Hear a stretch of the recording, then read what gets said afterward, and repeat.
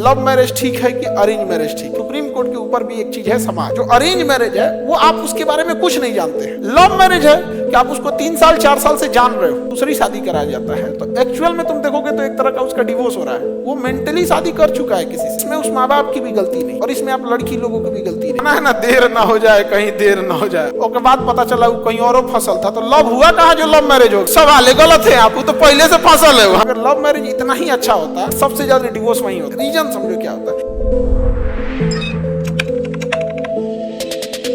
जिसको कहते हैं जीवन साथी चुनने का अधिकार, पर्सनल लिबर्टी।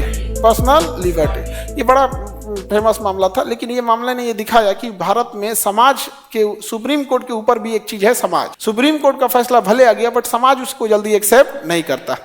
हालांकि जीवन साथी का अधिकार आर्टिकल 21 में है, प्राण एवं दैहिक स्वतंत्रता, ये बहुत जरूरी अधिकार है। देखो इसमें सबसे बड़ा प्रॉब्लम क्या होता है, दो जगह लोग कंपेयर करने लगते हैं कि एक लव मैरिज ठीक है कि अरेंज मैरिज ठीक है। तो सबसे बड़ा चीज क्या है ना कि यहाँ पे आप कंपेयर ही गलत करते हैं। अगर आप ही से कोई पूछ दे कि बीएससी किया हुआ व्यक्ति ज्यादा पढ़ा लिखा होगा कि मैट्रिक किया हुआ, हाँ बीएससी, एग्जैक्ट यही है लव मैरिज ठीक है कि अरेंज मैरिज। अरेंज मैरिज का मतलब होता है कि आप जिससे शादी करने जा रहे हैं आप उसको अभी जानते तक नहीं है। खूब से खूब एक आध बार फोटो देखें, आज का जमाना आ गया है तो लोग मिलवा भी देते हैं 10-15 मिनट के लिए, चल भाई तुम देख ले। यहाँ पे जो अरेंज मैरिज है वो आप उसके बारे में कुछ नहीं जानते हैं। लव मैरिज है कि आप उसको 3 साल 4 साल से जान रहे हो, समझा गया कि नहीं आ गया। आप उसके पॉजिटिव निगेटिव, क्या खाने में पसंद है, क्या रूटीन है, सब चीज जान रहे होते। तो आप किससे तुलना करा रहे हो? एक इंसान जो लव मैरिज है जिसको आप 4-5 साल से जान रहे हो उससे कंपेयर करा रहे हो जिसे तुम जानते तक नहीं हो। तब कहोगे कि लव मैरिज ठीक होता है, तब उस हिसाब से मैट्रिक के आगे बीएससी वाला भी ठीक होता है। आप समझे? तो ये दोनों में कंपेयर ही नहीं बनता है। 4 साल 5 साल बाद शायद ये भी तुम्हें इतना घुल मिल जाओ कि उससे ज्यादा बेटर समझ हो जाए। लेकिन क्या होता है ना, इंसान जल्दी समझ। दूसरा क्या आता है कि कोई लव मैरिज करना चाहता है और उसके दूसरी शादी कराया जाता है तो एक्चुअल में तुम देखोगे तो एक तरह का उसका डिवोर्स हो रहा है। वो मेंटली शादी कर चुका है किसी से। अगर वो किसी से कोई लड़का है या लड़की है दूसरे से शादी करना चाह रहा है बट उसको छोड़ के समाज के दबाव में, परिवार के दबाव में दूसरी शादी, तो एक तरह का उसको समझिए क्या है, एक तरह का सॉफ्ट डिवोर्स ही है। तो उसको थोड़ा सा तकलीफ लगेगा ही। कोई एक अच्छा रिश्ता है जिसको ना वो तोड़ना चाहता है ना कुछ, बावजूद समाज और परिवार के प्रेशर में आके उसको रिश्ते खत्म करता है, फिर एक ऐसी जिंदगी शुरू करता है जो नए सिरे से हुआ। लेकिन देखो जिंदगी किसी के लिए रुकती नहीं है। हम लोग दुनिया की कोई भी तकलीफ हो वक्त के साथ जीना इंसान सीख लेता है, धीरे धीरे चीजें सेटल हो जाती है। समझ आ रहा है कि नहीं? तो इसमें भले अधिकार दे दिया जीवन साथी चुनने का अधिकार, लेकिन अभी भी समाज एक्सेप्टेबल नहीं है। समझ आ गया कि नहीं? समाज उसको एक्सेप्ट करता है?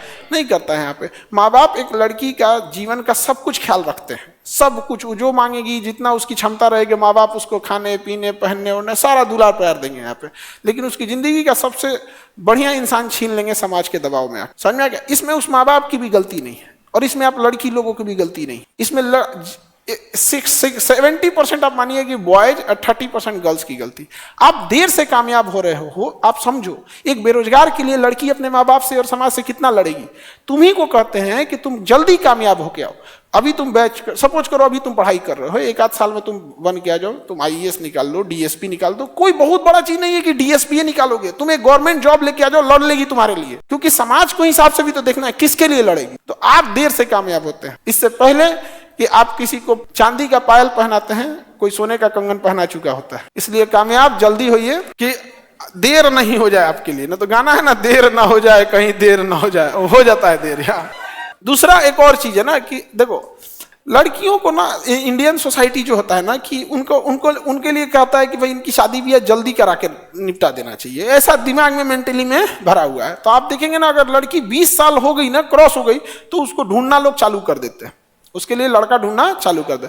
अब 25 आते आते ना उसको ऐसा लगता है कि बाइक को सोनो मिले थमा के भेज दो, जा भाई ब्याह करा। अजीब टाइप की उसकी मेंटेलिटी हो गई।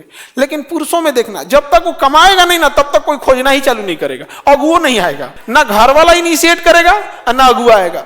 लड़की जैसे 20 की हुई ना, अगुआ आना चालू हो जाएगा, घरों वाले रेडी हो जाएंगे, रिश्तेदारों रेडी हो जाएंगे। तो लड़की को लगेगा हम ही बचल है क्या, हम ही को पढ़ाई करना है यहाँ पे। तो बड़ी बेचारी की सबके साथ लाइफ में हुआ। समझ में आ रहा है कि नहीं आ रहा है? तो सुप्रीम कोर्ट ने तो बोल दिया है कि जीवन साथी चुनने का अधिकार, लेकिन समाज का दबाव है कि नहीं? आज भी समाज में नहीं होता। और कहीं ना कहीं एक चीज ये भी है कि अगर इसे अगर लव मैरिज इतना ही अच्छा होता तो सबसे ज्यादा तो यूरोप और अमेरिका में लव मैरिज ही होता है, तो वहां शादियां तो बहुत टिकती, बट सबसे ज्यादा डिवोर्स वहीं होता है, सबसे ज्यादा डिवोर्स वहीं होता है। रीजन समझो क्या होता है कि जब आप लव मैरिज करने जा रहे होते हो तो पूरे समाज से लड़ चुके हो, सबसे अब ये रिश्ता केवल आपका और उसका है, दूसरा किसी का नहीं है। तो जब लड़ोगे ना तो दूसरा कोई बीच में बचाने भी नहीं आएगा, और जहां लड़े रहोगे तो इधर के घर वाले भी खफा हैं और इधर के घर वाले भी खफा है। जैसे लड़ोगे ना तो आग में घी डाल देगा सब, बेटा समझाए थे ना तुमको, कोई बात नहीं है, हम माफ कर देंगे, छोड़ो करा, आग में घी डाल के काम करेगा और छोड़वा देगा सब यहाँ पे। लेकिन अगर आप अरेंज मैरिज किए रहते हो, दोनों घर वाला आपके साथ है, सोसाइटी, परिवार, रिश्तेदार सब साथ है, कुछ गड़बड़ सड़बड़ होगा ना तो एक आध को छोड़ के बाकी सब समझाएगा, अरे होते रहता है, कहाँ नहीं होता है ऐसे। हाय तुम अपने पापा को देखते हो कैसे झेलते हैं आदमी को, हमारे को पता है वो बेचारा चौंक जाएंगे, अरे यार बुढ़ापा में हमारा बोलती है कैसे झेलते हैं। तो दोनों में ना थोड़ा वो है। तो इस एज में आप लोग को लगता होगा कि बाप रे बाप क्या हो गया क्या नहीं हो गया, ऐसा भी नहीं है। कोई कोई देखते हैं सुसाइड का नौबत आ जाता है, इतना भी नहीं होना चाहिए, समझे? क्योंकि आपकी केवल एक व्यक्ति के प्रति जिम्मेदारी थोड़ी थी, आप उस माँ बाप को भी तो सोचिए जिसने आपको पाल पोस के बड़ा किया, नहीं किए? 1 साल तक ही किसी भी तकलीफ का असर रहता है, वो भी 6 महीना कौन चीज, ये भी डिपेंड करता है कितना खाली बैठे हैं। अगर आप खाली बैठे हैं तो आपको क्या है कि कितनों साल आप टेंशन में रहेंगे, कोई कितनों बिजी है तो कोई टेंशन नहीं, तो आप कितना खाली बैठे हैं यही होता है। लड़कियों को ज्यादा तकलीफ होता है किसी चीज में, देखिएगा, क्योंकि आपके पास समय कंपेरेटिवली ज्यादा है।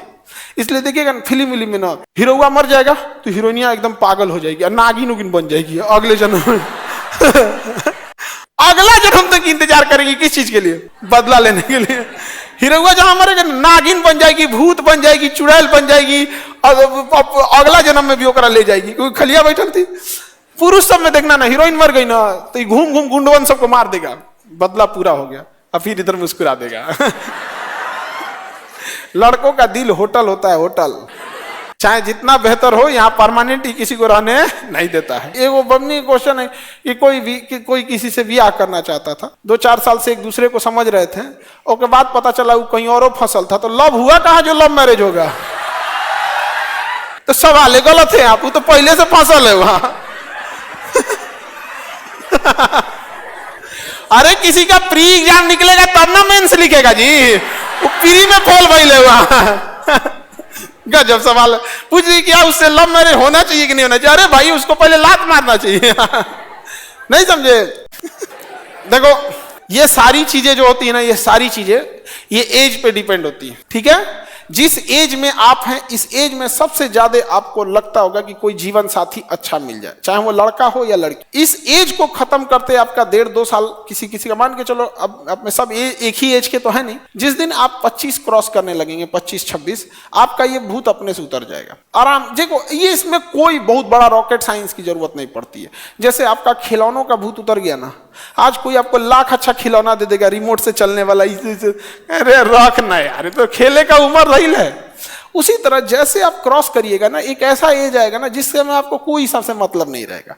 इसलिए आप देखिएगा जब भी कोई एक लेवल के आदमी को, क्योंकि 25-26 तक तो आपका स्ट्रगलिंग ही चल जाता है, किसी का 27-28, मतलब आप समझो कि कोई जल्दी हो गया तो ठीक है 25 के आसपास में, नहीं तो 30 के आसपास, यही एज होता है स्ट्रगलिंग। इसके बाद जब शख्स तुम देखना उसको ये सब लंग फन में नहीं रहता, दे निकल यहाँ से, कोई देख के हंसबो करेगा तो क्या तो कोई नहीं, वैसे भी कोई उसको देख के हंसबो नहीं करेगा क्योंकि जब आप एक पोस्ट पे पहुंच जाओगे ना तो लोग आपको रिस्पेक्ट देंगे, फिर आप कंफ्यूज हो जाओगे कि रिस्पेक्ट दे के हंस रहा है या कुछ सोच के हंस रहा है इसलिए तुम यही सब चक्कर में ज्यादा नहीं रहना चाहिए।